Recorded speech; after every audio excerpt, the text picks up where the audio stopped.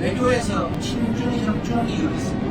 우리 외교의 기본은 한미 동맹이죠. 그렇다고 해서 중국과 절연할 거냐, 절연 안 하는 게 친중이다라고 한다면 그런 의미의 친중이라고 해야죠. 대통령이 조금 전에 워싱턴에 도착했죠. 미국 측에서 의전이 소홀하다는 얘기가 있어요. 그러니까 여러 가지로 쎄하다. 협상이 미리 지금 완성돼 있는 게 하나도 없다라는 얘기가 지금 고위직자들 사이에 나오잖아요. 현장에서 맞닥뜨려가지고 막 숫자 고쳐가면서 트럼프가 들이밀면 이거 감당할 수 있겠는가? 미국하고도 중국하고도 똑같이 할 수 있다? 그 두 나라가 바본가요? 그러니까 선택을 하는 거잖아요. 국익 관점에서 이전 정부들은 그런 판단 없어가지고 그랬겠나요? 국익 관점에서 가장 유리한 걸 선택하다 보니까 미국 중심의 경제 질서에서 이득보는 게 제일 낫다고 평가를 하고 그렇게 행동을 했던 거잖아요. 이재명 대통령의 행보에 대해서 미국 측이 굉장히 단단히 벼르고 있는 거 아닐까.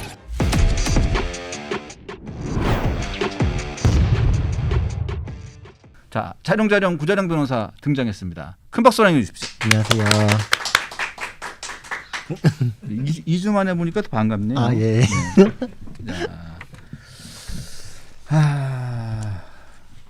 제가 네. 참 보고 싶었어요. 네. 예. 네. 감사합니다.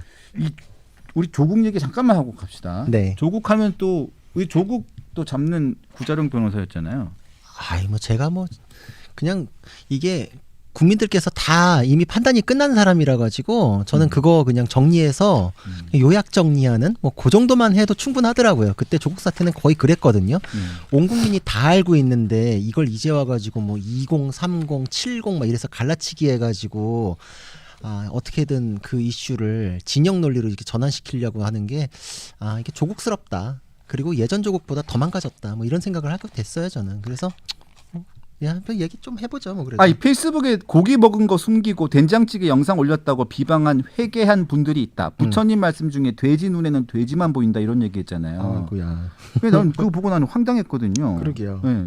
그리고 난 다음에 2030들이 구구화돼 있고 나는 그것을 용인할 수가 없다 이런 얘기까지 했어요. 그러게. 그래서 저는 사람이라서 그런지 조국을 보고 싶지 않더라고요. 우린 사람이니까. 예.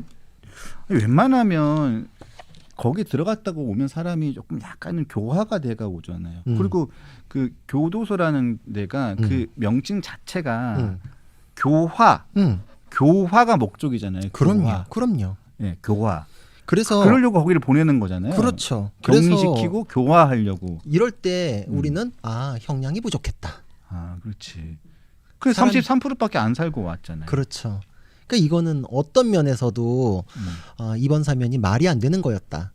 그러니까 지금 그때 박용진 의원이 그랬었잖아요. 뭐 반성하는지 여부는 판사가 판단하는 거지 사면할 땐 고려하지 않습니다. 그런데 여기 아마 이 방송에서 조응천 의원이 나와가지고 말도 안 되는 얘기라고 막 그러지 않았었어요? 조금박해가 부끄럽다. 그렇죠. 빼버려야 된다고. 그 얘기도 했던 것 같은데 박용진 요새 어려워서 그런 것 같다. 그죠. 뭐 다 돼 있어요. 거기서 다 정리된 거예요. 그게 맞아요. 왜냐하면 사면할 때 우리 방송 많이 보나 봐. 원래 주옥 같은 얘기는 또 이렇게 한 번 더 언급을 해줘야 돼. 이 강펀치가 그래서 3만을 넘은 거예요. 주옥 같은 얘기가 있어서 제가 이거는 진짜 뉴스9에도 갖다 써야 되는 말이다.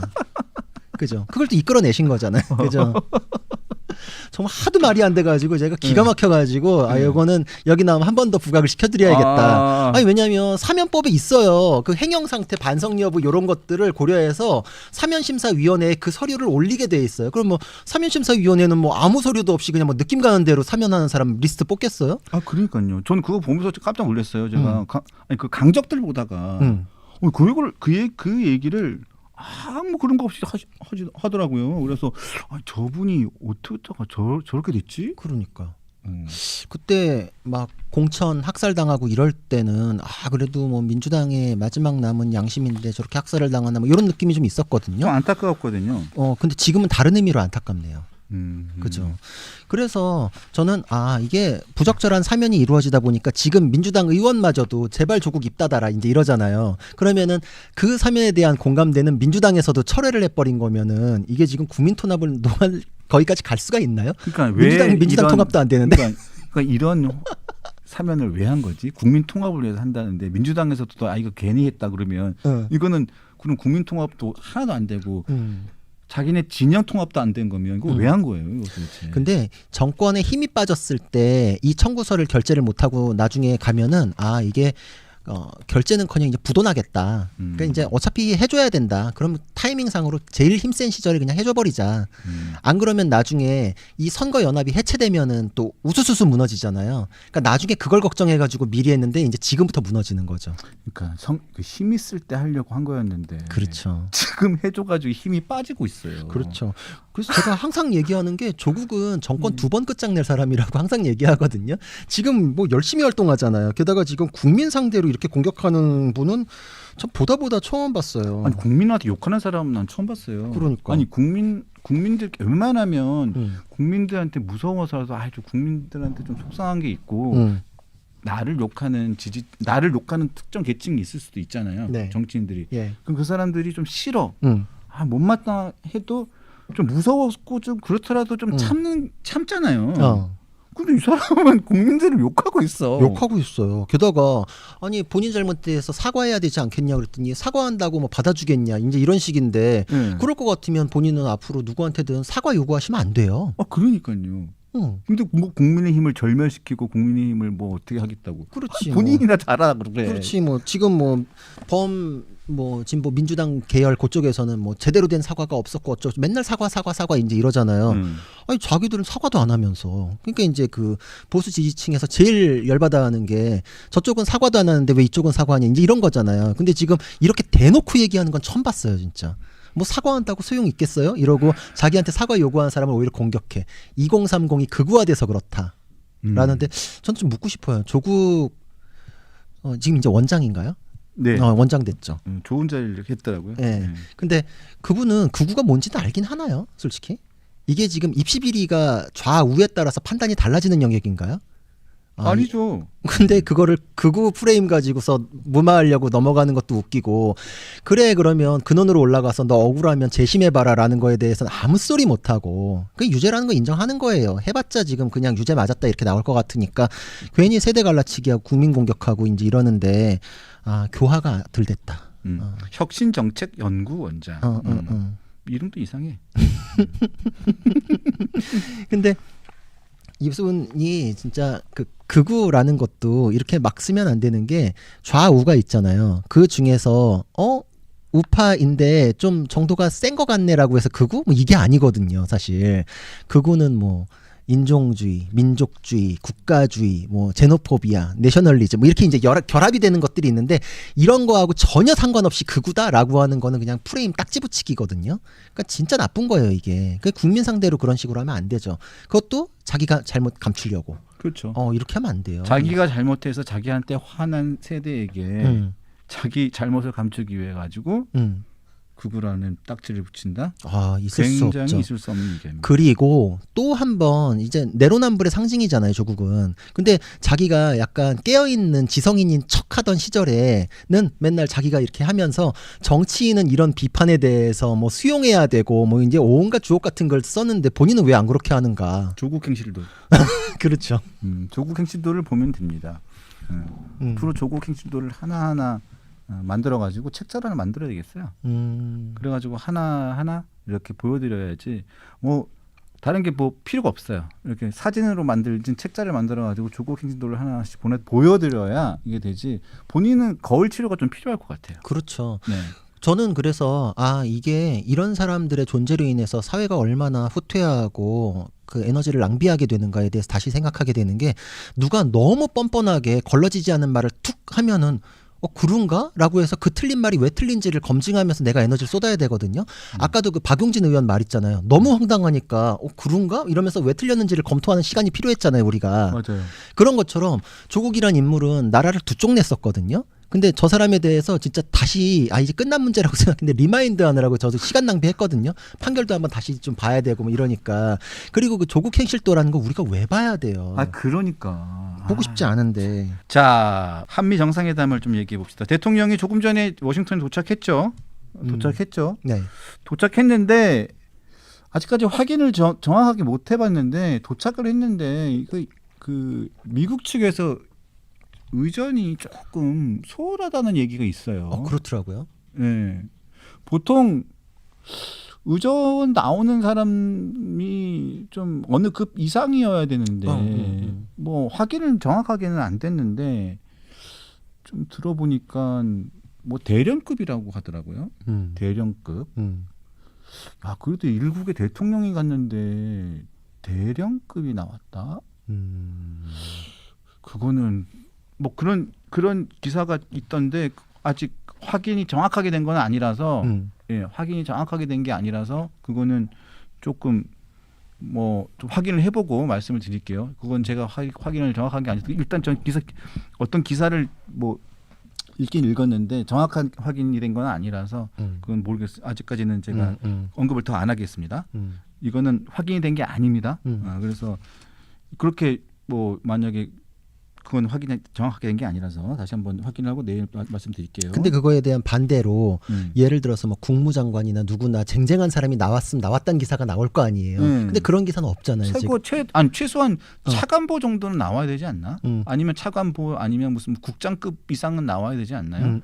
왜냐하면 다른 그 전에 대통령들이 갔을 때 누가 나왔었나를 이렇게 비교해 보면 될 텐데.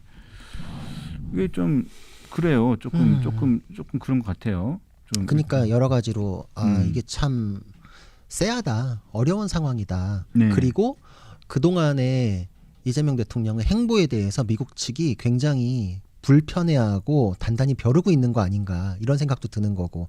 그러니까 정말 이례적으로 3실장이 다 갔잖아요. 네. 저는 비서실장까지 가는 건 처음 봤거든요. 비서실장은 잘 안 가죠. 처음 봤어요. 한 번도 안 갔던 것 같은데요. 비서실장은 못 봤어요, 저는. 예, 못 봤죠. 못 봤죠. 그리고 외교부 장관도 직항도 못 구해가지고 경유로 갔던 거는 계획 없이 부랴부랴 갔던 거거든요. 그러니까 지금 돌발 이슈가 굉장히 지금 많다.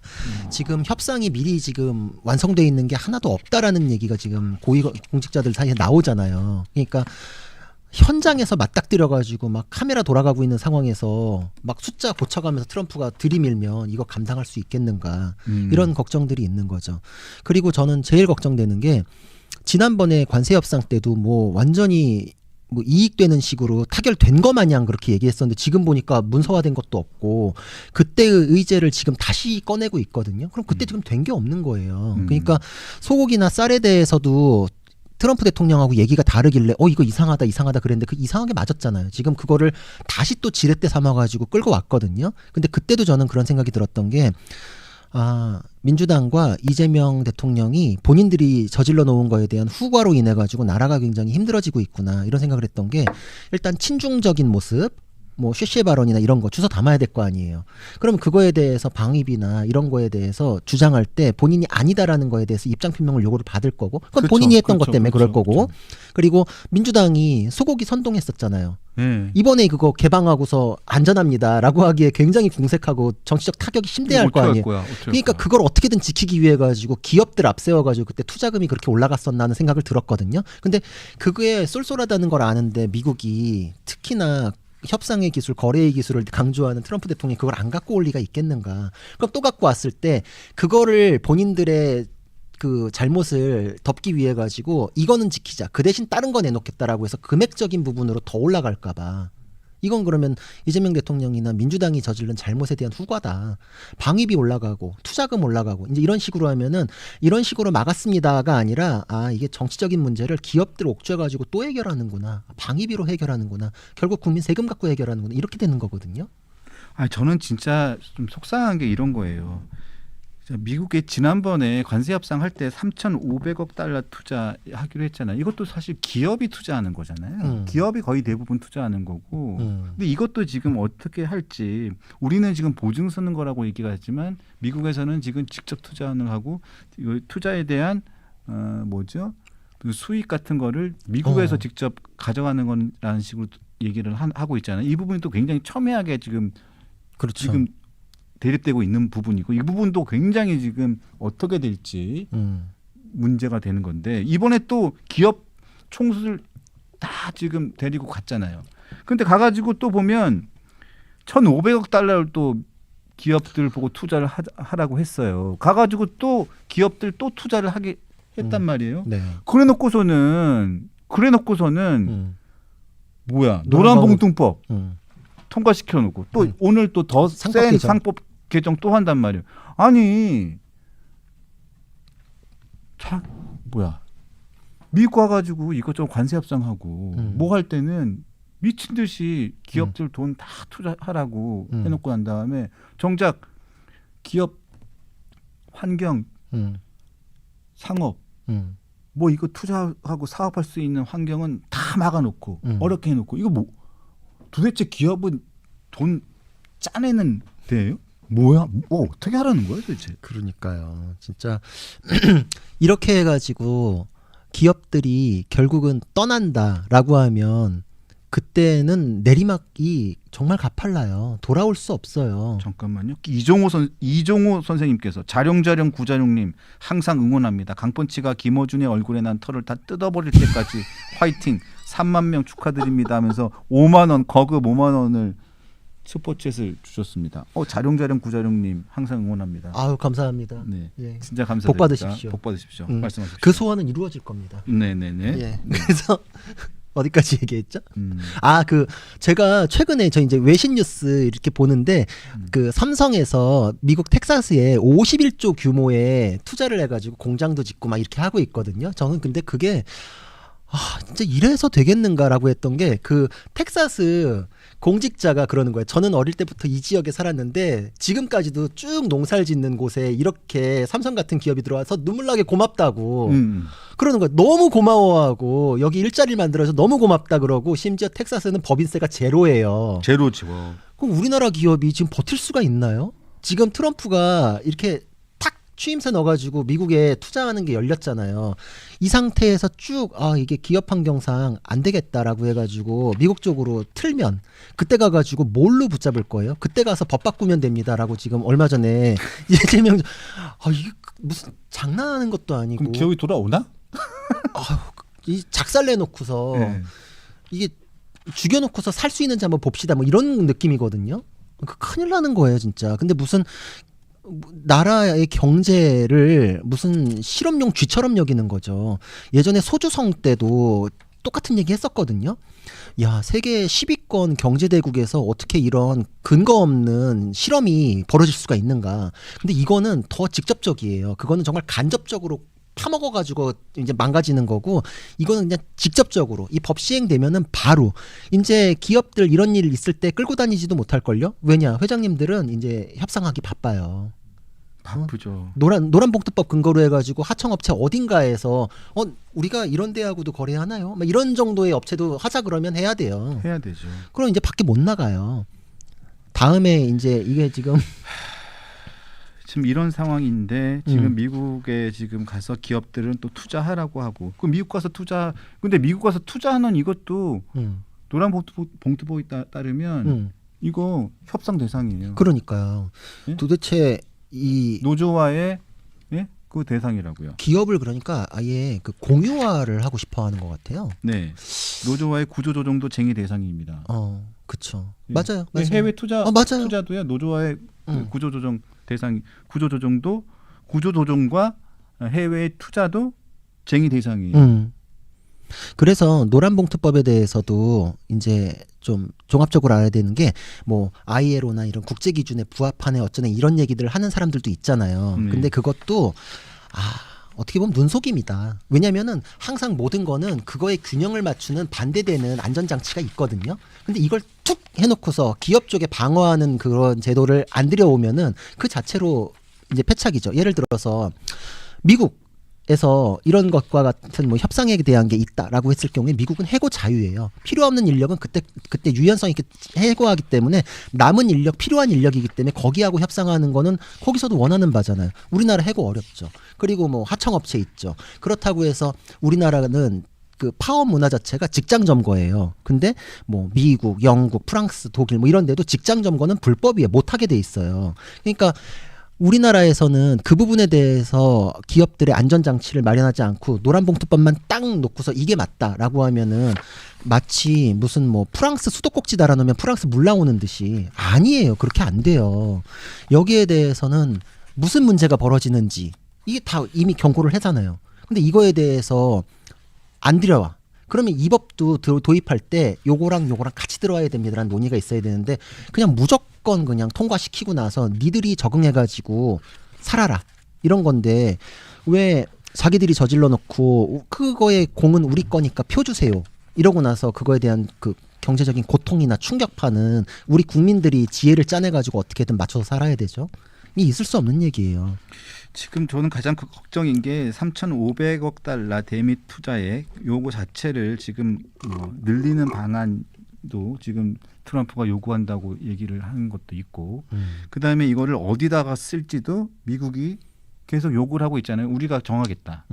근데 지금 관세 협상 끝나고 난 다음에 우리나라 정부는 이거는 우리가 보증하는 거라고 계속 지금 우리나라에서는 계속 그렇게 지금 홍보를 해왔어요. 근데 이거를 지금 이번에 한미 정상회담에서 어떻게 이거를 조정할지 제가 보기에는 조현 외교부 장관이 막 가고 좀 산업부 장관이 가가지고 미리 가가지고 지금 이렇게 하는 거 보면 전혀 지금 이 부분에 대해서는 간극이 좁혀지지 않았기 때문에 그런 것 같거든요. 그럼요. 지금 회담 자체가 취소될 수도 있다는 얘기도 흘러나오는 판인데 이거는 뭐 조율된 게 하나도 없구나 이런 정도가 맞는 거죠. 근데 은근히 저는 그런 생각도 들어요. 제가 보기에는 엄살을 피우는 걸 수도 있어요. 엄살. 이렇게 해가지고 엄살을 엄청 피우고 난 다음에 줄 거 다 주는 것처럼 줄 거 다 주기로 다 해놓고 난 다음에 엄살 다 피워놓고 난 다음에 네, 그런 다음에 이면 계약도 해놓고 뭐 이런 식으로 할 수도 있어요. 그래서 저는 그러고 난 다음에 짜잔 해서 보이는 것만 좋게만 보이면 되니까 그래서 기업들만 고혈을 짜내는 상황을 만들 수도 있어서 저는 그게 제일 걱정스럽습니다. 걱정스러운데 국민들께서 또 그거는 다 현명하게 꿰뚫어보고 계신다는 생각이 드는 게 그때 관세 협상 완전 다 정리된 것처럼 막 그랬잖아요. 근데 그거 아니었잖아요. 그 이후로 지지율 계속 빠지잖아요 지금. 그러니까 이번에도 경험치도 있기 때문에 이번에도 마치 뭐가 다 완성되고 타결된 것처럼 얘기를 하더라도 아마 꼼꼼하게 살펴보시지 않을까. 지금 문서화된 것도 없고 지금 자동차 관세 25% 그대로 나가고 있거든요. 그렇죠. 된 게 없어요. 하나도 없어요. 그래서 이번에는 정말 좀 이게 정파를 떠나서 제발 좀 이렇게 좀 기업들한테 부담을 좀 덜 주고 좀 제대로 된 협상을 좀 해가지고 왔으면 좋겠고. 그러게요. 제가 그래서 그 딴 방송에서 이제 이런 얘기를 막 하니까 아니 지금 국익이 걸려 있는데 막 뭐 옛날 얘기나 이런 거 가지고 왜 비판하냐고 뭐 이런 분이 있더라고요. 옛날 얘기 뭘 했는데요?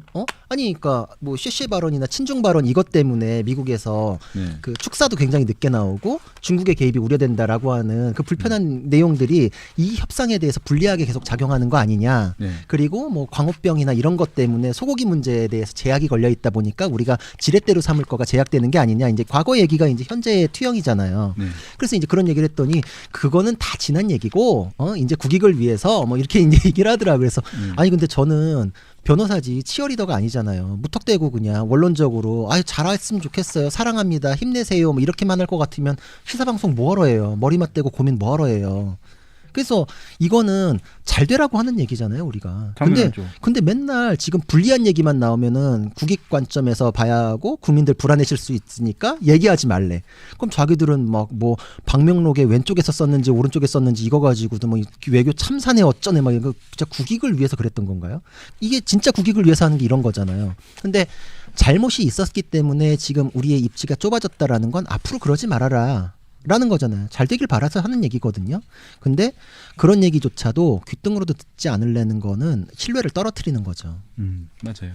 그래서 오늘이 굉장히 중요한 날이에요. 그렇죠. 한국 시간으로 오늘 밤 그리고 내일 새벽까지가 굉장히 중요한 시간인데 제발 지금 남아공 대통령처럼 그런 일은 제발 없기를 바라겠습니다. 그리고 아마 그랬잖아요. 국익을 위해서는 트럼프의 뭐 가랭 밑으로도 길 수 있다고. 밑으로 길 수 있다고 그런 얘기까지 했으니까 제발 좀 그런 자세로 좀 국익을 위해서 좀 해주기를 바라고 그리고 지난번에 이준석 의원하고 나경원 의원이 얘기를 해주던데 지난번에 그 여야 의원들이 미국을 다녀왔잖아요. 지난달에 예, 다녀왔는데 거기서 미국 그 의원들을 만났을 때 계속 묻는 질문이 그거였대요. 중국. 그래서 중국하고 어떻게 할 건데 계속 그걸 묻더라는 거예요. 그러니까 아마 지금도 계속 그 질문에 대한 대답을 계속 내놔야 될 겁니다. 아마 이재명 대통령이. 그리고 그 다음에 그 이후에도 대답이 나왔었지만 윤석열 전 대통령에 대한 그 인권에 대한 이야기도 트럼프 대통령 최측근이 계속 한두 번 얘기를 했다고 하더라고요. 아마 그 부분에 대한 얘기는 공개적으로 얘기를 하지 않겠지만 아마 그 부분도 아마 언급이 될 가능성도 있고 그러니까 국익을 위해서 꼭 한번 얘기를 좀 해봤으면 좀 좋겠습니다. 제발 이재명 대통령이 국익을 우선으로 하는 정상회담을 잘 마치고 오기를 바라고 제발 좀 기업의 고열을 짜지 않는 방향으로 협상을 잘 하기를 바랍니다. 그러게 저도 그게 제일 걱정돼요. 네. 그러니까 본인의 정치적인 그런 리스크나 이런 거를 기업에서 짜내가지고 해결하려는 그런 방식이 될까봐 그게 걱정돼요. 자, 이재명 대통령이 워싱턴 DC로 향하는 전용기에서 가진 기자 간담회에서 한중 관계에 대해서 내가 친중이라는 것은 주관적 평가에 불과하다고 말했습니다. 그리고 저에 대해서 친북, 친러, 어쩌면 친공산주의자라는 말이 나올지도 모르겠다며 그런 것에 연연하지 않으려 한다. 대한민국은 특정 몇몇 국가와만 외교를 해서는 살 수 없는 나라라고 강조했다고 합니다. 외교에서 친중, 협중이 어디 있냐. 국익에 도움이 되면 가깝게 지내는 것이고 도움이 안 되면 멀리하는 것 아닌가. 천편일률적이지 않으면 좋겠다라고 얘기를 했다고 합니다. 너무 뻔한 얘기죠, 근데. 좋은 얘기네요. 네. 근데 우리 그래요. 모든 장소에 동시에 있을 수 있나요? 내가 왼쪽에도 있을 수 있고 오른쪽에도 있을 수 있나요? 그래서 선택이라는 걸 하는 거예요. 선택이 필요 없다? 다 가질 수 있으면 다 갖죠. 그게 안 되니까 선택이라는 걸 하는 거죠. 국익 관점에서 이전 정부들은 그런 판단 없어가지고 그랬겠나요? 국익 관점에서 가장 유리한 걸 선택하다 보니까 미국 중심의 경제 질서에서 이득 보는 게 제일 낫다라고 평가를 하고 그렇게 행동을 했던 거잖아요. 근데 나는 뭐 미국하고도 중국하고도 똑같이 할 수 있다? 그 두 나라가 바본가요? 그러니까 선택을 하는 거잖아요. 근데 야당 시절에는 그거에 대해서 막 비판하다가 이제 와가지고서 국익 관점에서 두루뭉술한 얘기해가지고 이럴 수도 있고 저럴 수 있다라고 하는데 미국이 지금 그거에 대해서 입장을 이렇게 밝혀라 라면서 불편한 심기를 보낸다? 라는 거는 애매하다는 거를 지금 표현을 하고 있는 거잖아요. 그러니까 지금까지 좀 원칙론처럼 얘기하는 거는 뭐 말하는 것처럼 시간은 잡아먹는데 알맹이가 없는 거예요. 저도 아까 그랬잖아요. 원론만 얘기할 것 같으면 저도 하루 종일 얘기해요. 근데 아무도 뭐 듣지 않겠죠. 의미가 없으니까. 그런 얘기는 누구나 다 알거든요. 그래서 뭐냐는 거죠. 그래서 결정이 뭐냐는 거죠. 그렇죠. 근데 지금 또 없는 거잖아요. 지금. 네. 이런 얘기는 뭐 누구나 할 수 있는 얘기인데 그나마 이런 자세로 갔다니까 다행입니다. 네, 그나마 다행인데 이런 자세로 이념 대신 경제 정책의 우선순위를 두고 외교의 근간이 한미 동맹이라는 거에 좀 좋겠는데 또 이런 얘기를 하네요. 우리의 외교의 근간은 한미 동맹이지만 그렇다고 중국과 절연하고 살 수가 있느냐. 중국과 절연하지 않아서 제가 친중이라고 한다면 그런 의미에서는 친중은 해야 한다고 또 얘기를 했네요. 근데 이것도 말이 또 이렇게 얘기를 하네. 근데 말이 교묘한 게 누가 절연하라 그랬나요? 절연하지 않음으로 친중이라 그러는 건 부당하다. 이런 식으로 가장 극단적인 예를 들어가지고 그거에 대해서 비판해가지고 이거 허수아비 때리기라 그러거든요. 그러니까 걱정하는 거는 어느 쪽을 우선시할 것이냐에 대해서 걱정을 하는 거잖아요. 근데 그 말을 중국하고 절연하라는 요구인 것처럼 말을 바꿔요. 그러니까 상대방의 정상적인 비판을 외면하고 그 말을 꽈가지고 자기 나름의 허수아비를 세워놔요. 그러고 그거를 반박함으로써 나는 상대방에 대해서 다 대답이나 반박이 된 것처럼 하는 게 교묘한 이미지 조작이고 왜곡이거든요. 이걸 허수아비 때리기 그러는데 아니 누가 절연하라 그랬나요? 그 안에서 우선순위에 대해서 생각하고 그 우선순위에 맞는 행보를 보여야 되는데 그게 불명확한 거에 대해서 리스크가 있었다라는 거죠.